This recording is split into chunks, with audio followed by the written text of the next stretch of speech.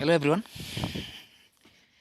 এটা good opportunity বুলি ক'ব পাৰি যে জেনেৰেলি আমাৰ সকলো মেক্সিমাম মানে নন গ্ৰেজুৱেট কেণ্ডিডেটে কৈ থাকে যে APSCত মানে নন গ্ৰেজুৱেটে দিব নোৱাৰি, বেছিভাগ পষ্ট গ্ৰেজুৱেটৰ কাৰণে আহি থাকে।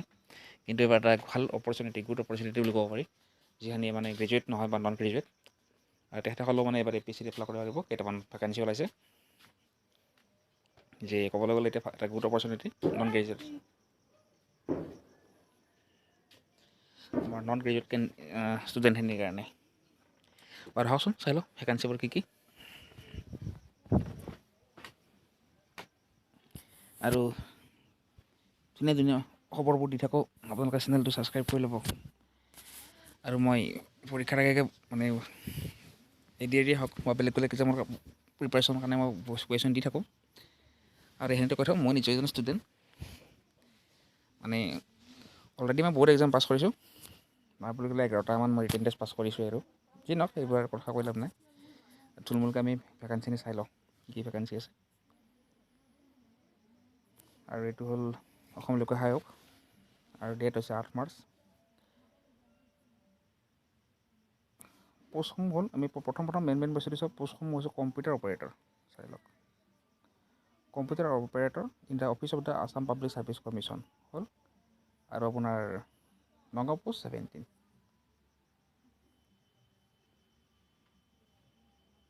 নগাঁও পোষ্ট 17। অ'কে, আমি চালোঁ নেমটা পোষ্ট হ'ল কম্পিউটাৰ অপাৰেটৰ। অ'পেন কেটেগৰীত আছে 8টা, MOBC OBCৰ কাৰণে 5টা, SC এটা, ST প্লেন 2টা, ST হিলছ এটা, টোটেল আছে 17টা।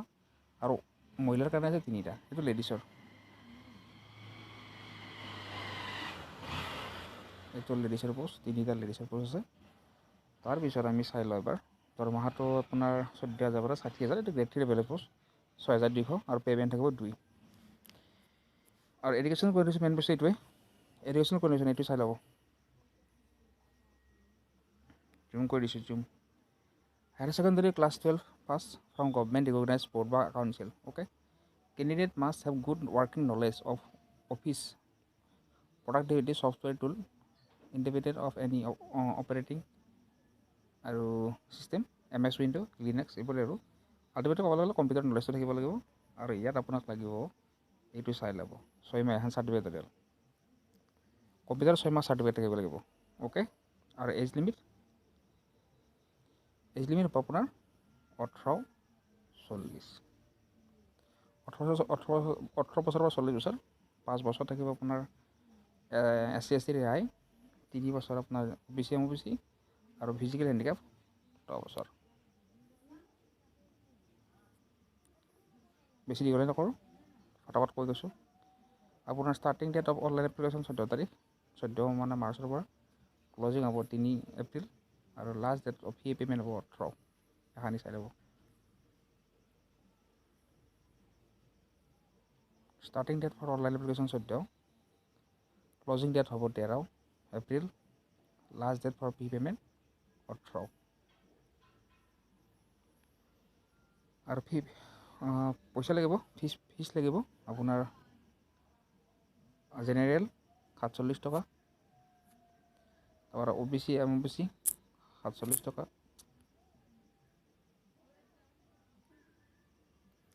তাৰপিছত আপোনাৰ 47 টকা লাগিব। আৰু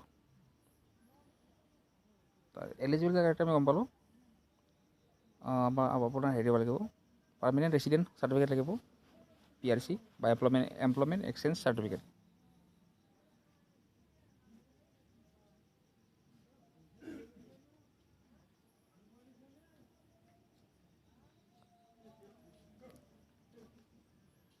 তাৰপিছত আমি মেইন বস্তুটো চাই আছোঁ, মই গোটেই নাচাওঁ। আৰু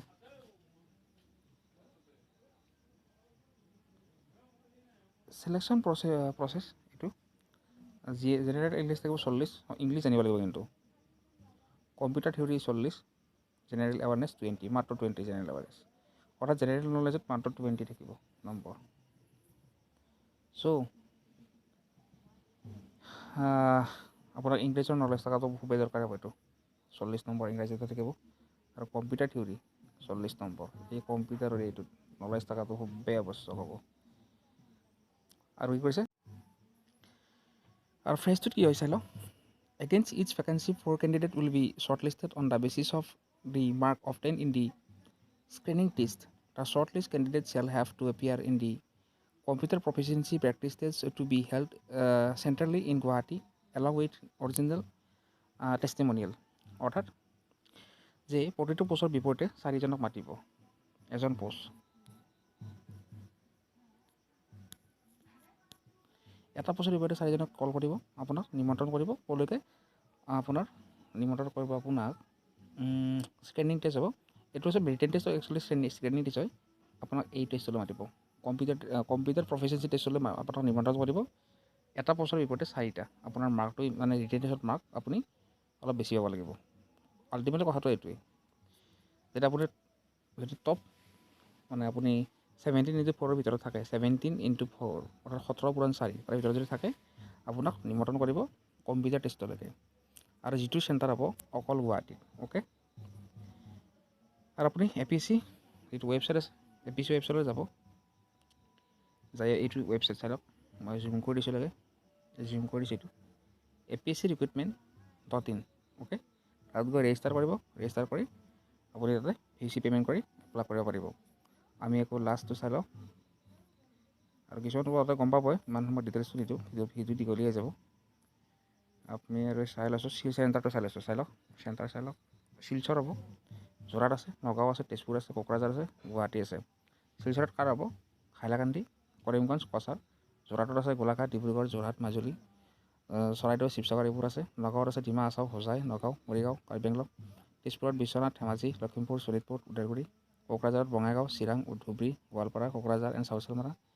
গুৱাহাটীত আছে আমাৰ লৱাৰখিনি, বৰপেটা, বাক্সা, কামৰূপ মেট্ৰ', নলবাৰী, দৰং আৰু বজালী, তামুলপুৰ। অ'কে,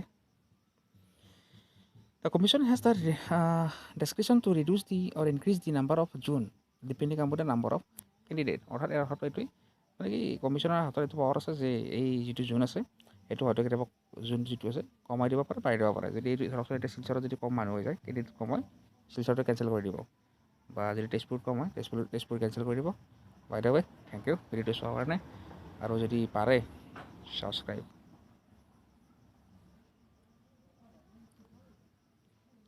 কৰি দিব, ঠিক আছে।